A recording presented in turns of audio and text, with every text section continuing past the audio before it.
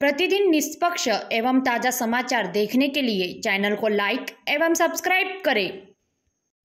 महाराष्ट्र मंत्रिमंडल में कैबिनेट मंत्री पद पर नियुक्ति होने पर चंद्रशेखर बावनकुळे का कामठी में प्रथम आगमन पर छत्रपति शिवाजी महाराज चौक पर स्थित छत्रपति शिवाजी महाराज की प्रतिमा पर कैबिनेट मंत्री चंद्रशेखर बावनकुळे द्वारा माल्यार्पण किया गया। जय भवानी।